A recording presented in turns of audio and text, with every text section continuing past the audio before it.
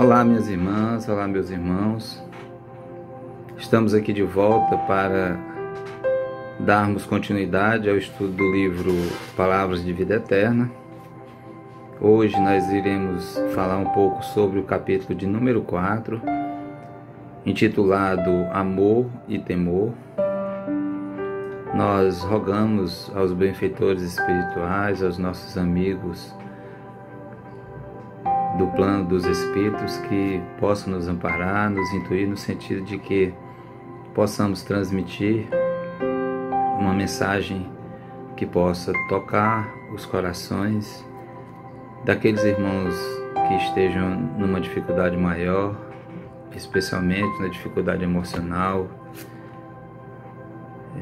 com problemas mais diversos, muitos inclusive com desejo do cometimento do suicídio. Esses irmãos que sofrem dores atrozes e que muitas vezes nós não sabemos realmente as razões para que tomem tais decisões.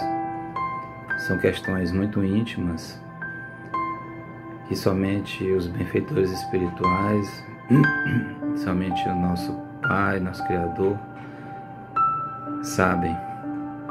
Pois muitas vezes essas pessoas que estão atormentadas, sofridas, emocionalmente abaladas, acabam não conseguindo sustentar-se,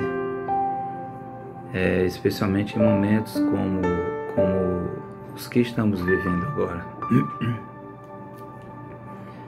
Então são a esses irmãos que nós vamos levar essa mensagem, não somente a eles, mas todos aqueles que, repito, precisem ouvir o que o texto nos traz no dia de hoje.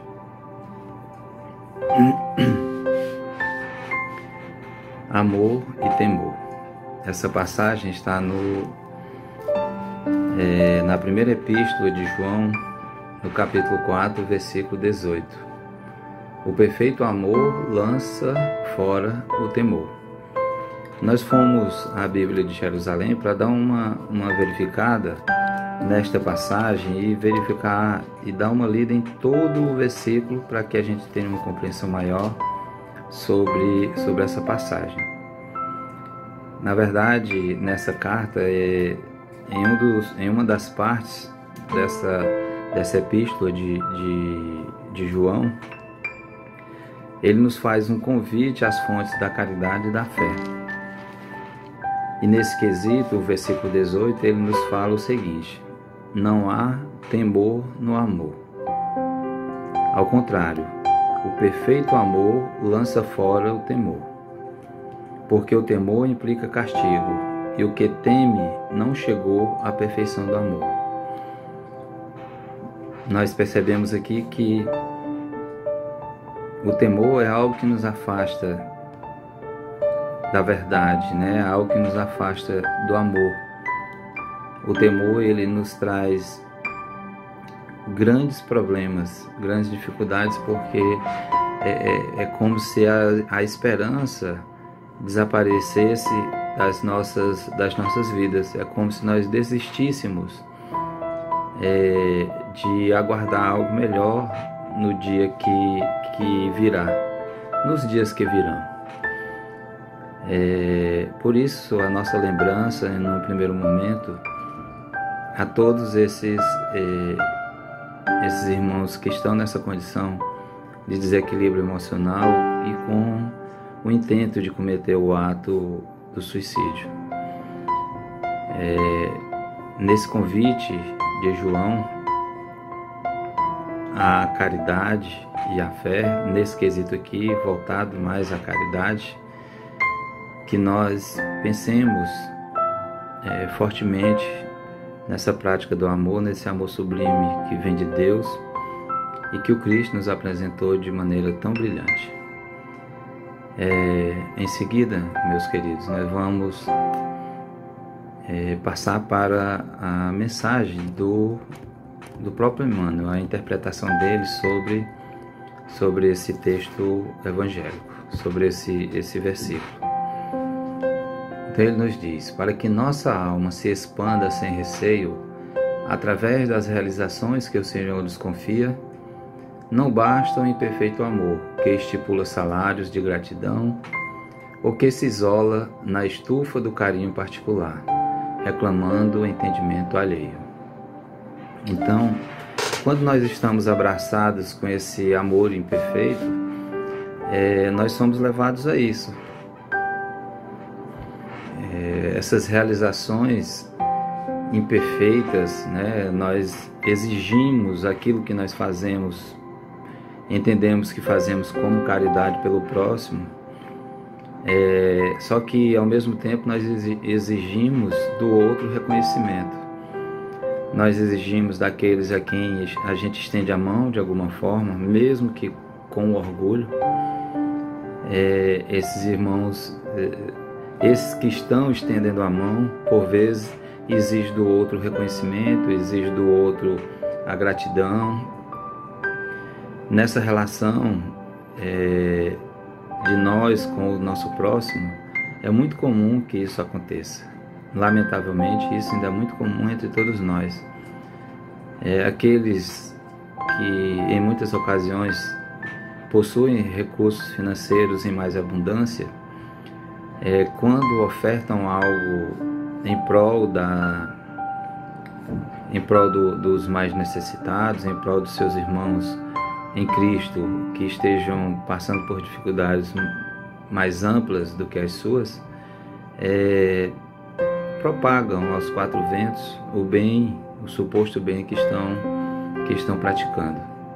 É verdade que essa caridade beneficente, né, quando ela verdadeiramente é feita partindo do coração, mesmo que haja uma propagação disso, uma divulgação disso em massa, mas quando partiu do coração a prática a vontade de fazer aquele bem ao seu próximo, quando partiu de um coração sincero, de um coração verdadeiro, não importa o quão divulgadas serão essas atitudes, né? Muitas vezes, aliás, na maioria das vezes, esses momentos servem até mesmo como reflexão para nós outros, né? Mas quando essa caridade, suposta caridade beneficente, ela é realizada com orgulho, para demonstrar que eu tenho posses materiais, para demonstrar que eu tenho recursos suficientes para poder orgulhosamente estender a mão a um irmão mais necessitado, nós sabemos que quem age dessa maneira já está recebendo o seu próprio benefício aqui mesmo na Terra, né? O orgulho, a satisfação do seu próprio orgulho já é o seu quinhão, né? Já é o benefício que tem, na verdade. E mais ainda, nessa relação que nós temos que foi falado com relação ao nosso próximo, há também uma relação nossa com Deus, né? Com o Criador, que muitas vezes nós fazemos algumas barganhas. Nós queremos exigir de Deus concessões, que em troca dessas concessões nós faremos algo, nós fortaleceremos a nossa fé, nós iremos ajudar alguém que está precisando, enfim. Infelizmente essa é uma outra atitude equivocada da nossa parte, quando nós a cometemos nesse sentido, né? Essa barganha com Deus jamais deve existir.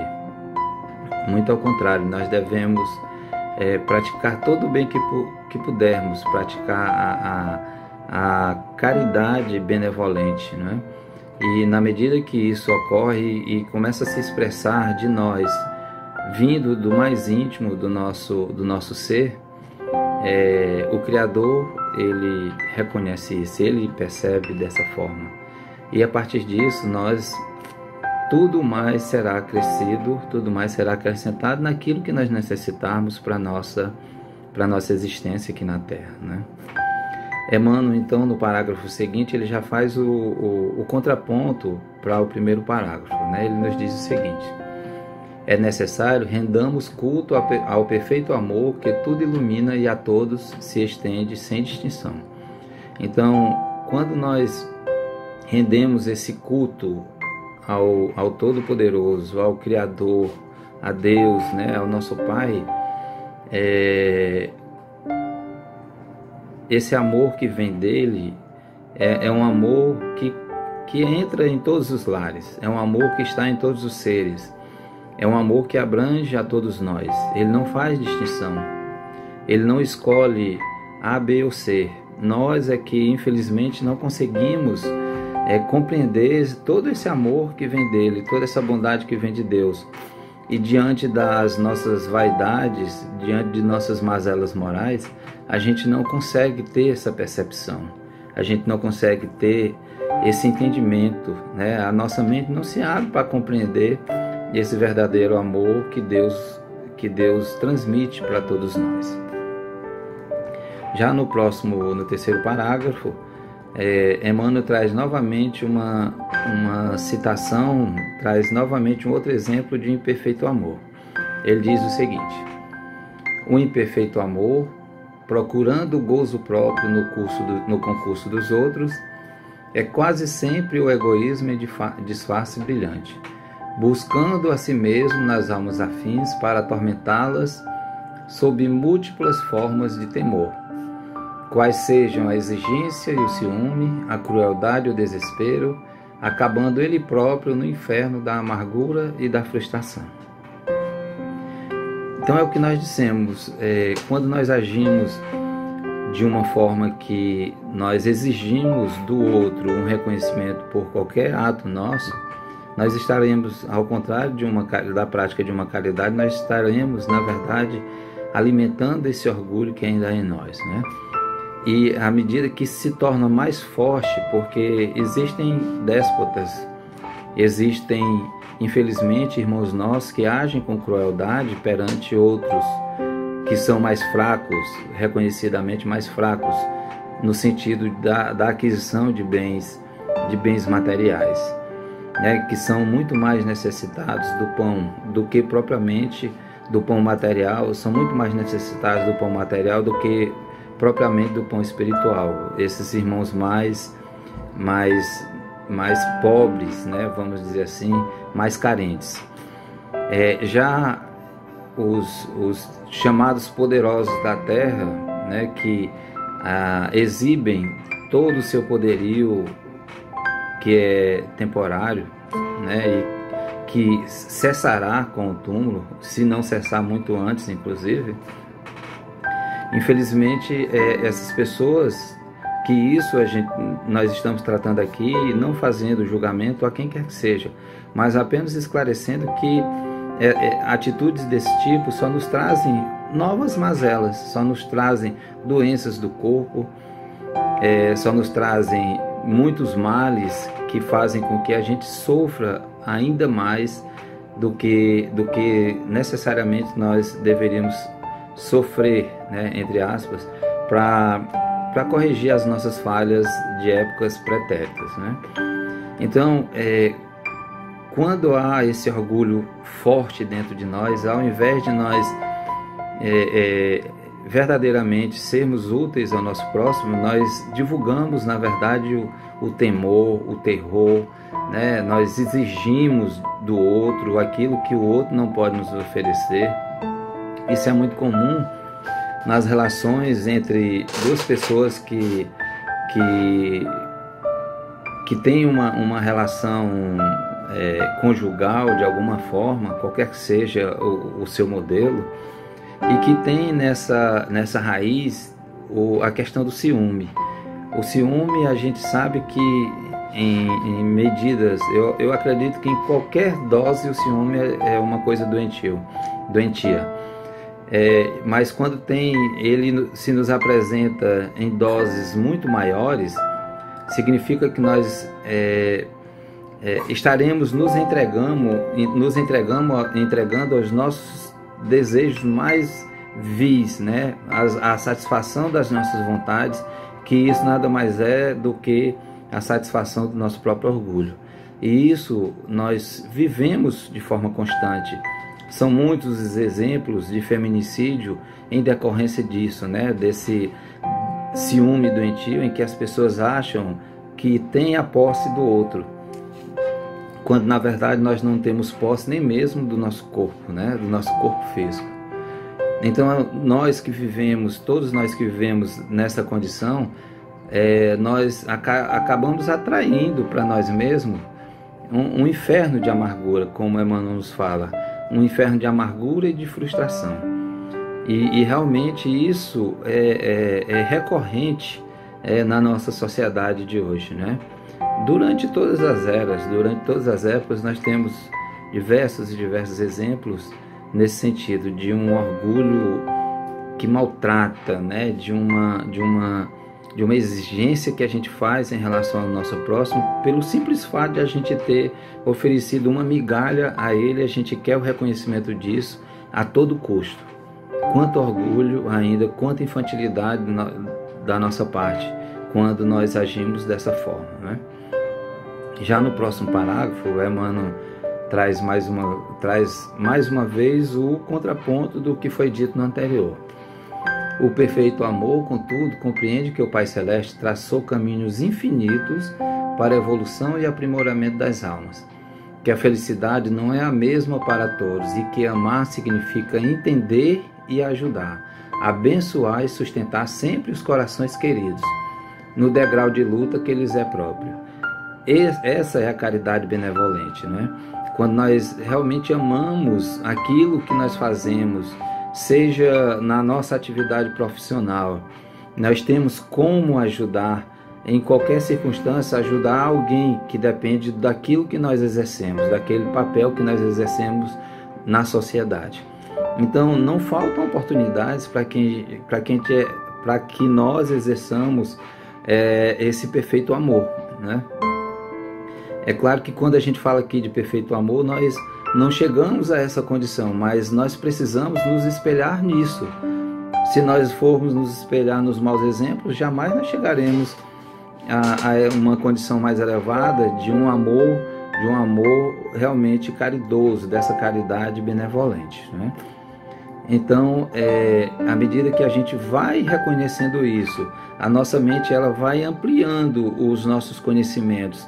À medida que as duas asas do conhecimento e da moral, elas progridem, então nós conseguimos ter uma visão diferente desse amor perfeito, né? Que é Deus. O amor perfeito é Deus, por falta de outras expressões que nós não sabemos como, na verdade, definir Deus, né?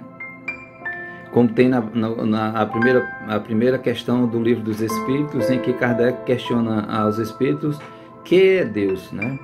E nós temos a resposta como sendo a causa primária de todas as coisas, o ser supremo, enfim. Então, as definições de Deus para nós ainda são muito distantes da realidade que Ele é, do que Ele realmente é, né? E um dia, é claro, nós teremos essa condição de compreendê-lo na sua amplitude, mas isso demanda de nós todo um esforço pessoal, um esforço conjunto, um esforço de toda a nossa sociedade, né?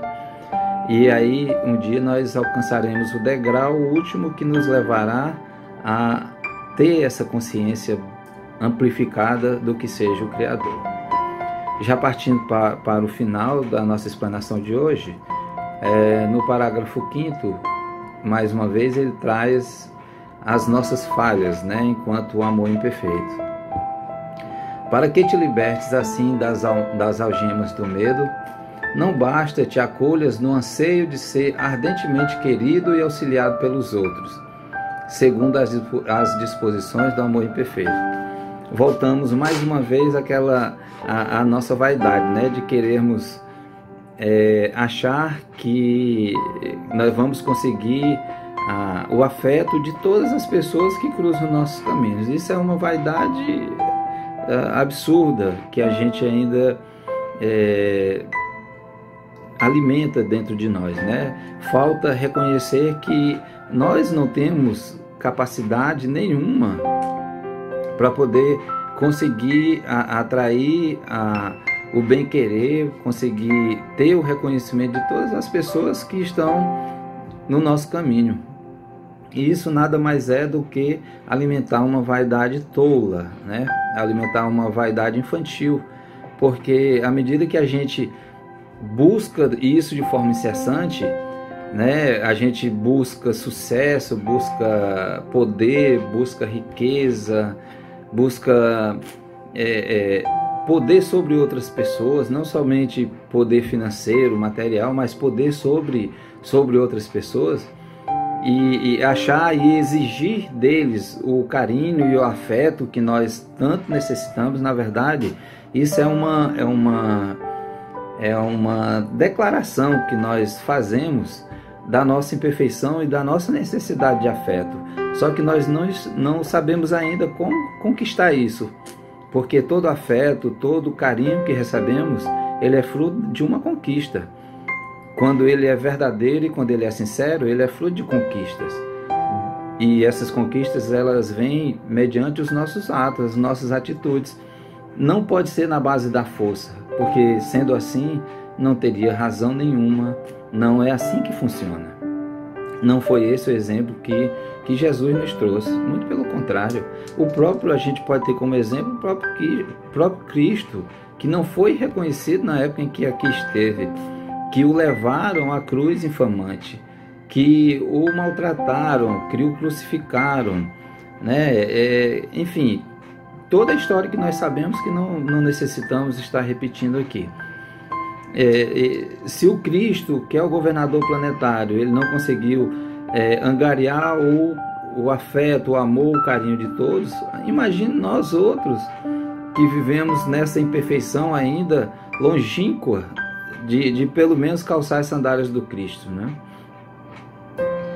E partindo já para o final, no último parágrafo, Emmanuel remata da seguinte forma: é indispensável saibas amar com abnegação e ternura, entre a esperança incansável e o serviço incessante pela vitória do bem, sob a tutela dos quais viverás sempre amando, segundo o amor equilibrado e perfeito pela força divina, que nos ergue triunfante dos abismos da sombra para os cimos da luz. Veja que coisa bela! Segundo o amor equilibrado e perfeito pela força divina, que nos ergue triunfante dos abismos da sombra para os cimos da luz. Então, quando a gente consegue chegar a esse nível de amadurecimento espiritual, de amadurecimento emocional, de desenvolvimento da nossa inteligência, que nos leva a um nível de sabedoria muito maior, isso nos apresenta a visão que nós vamos ter do Todo-Poderoso, do Criador, é uma outra totalmente diferente. Nós costumamos falar que quando fazemos a leitura, muitos relatos já ouvimos a esse respeito, de uma determinada obra. Eu vou citar aqui o Livro dos Espíritos.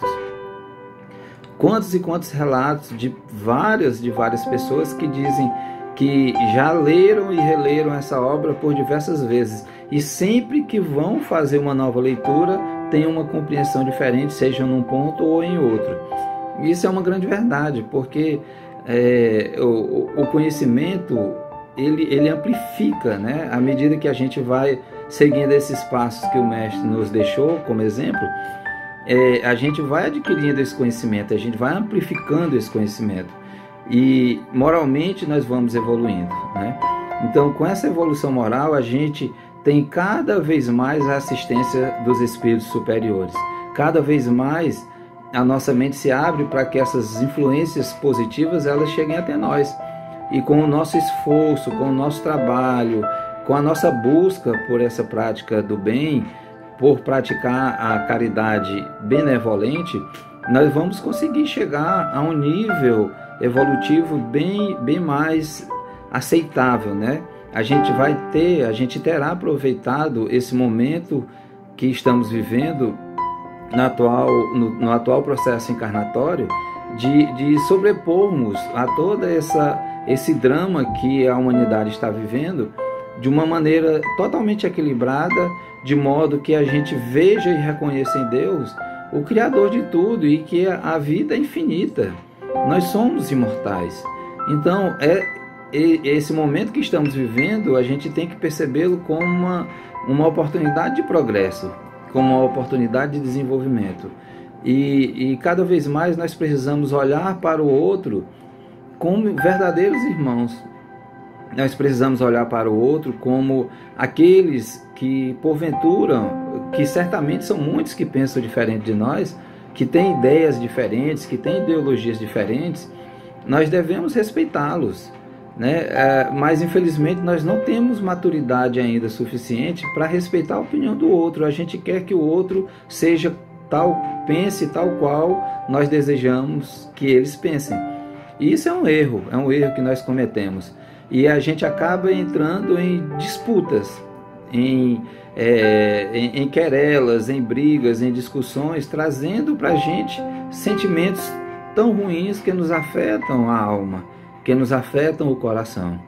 Façamos como Kardec, se não me falha, em uma passagem do livro Viagem Espírita de 1862, em que ele fala que nós devemos,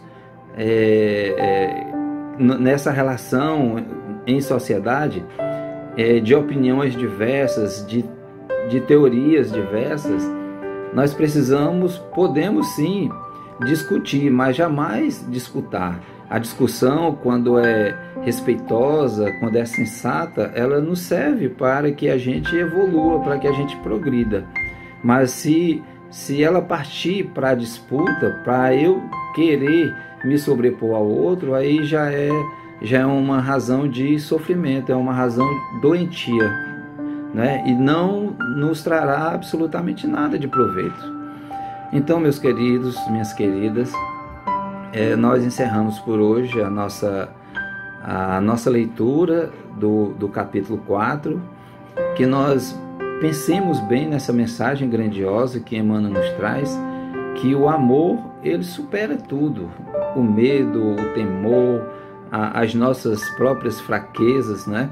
Então, quando a gente se entrega à verdadeira caridade, ao amor que o Cristo nos ensinou, a gente consegue superar muitos e muitos e muitos desafios que estão postos em nossas vidas.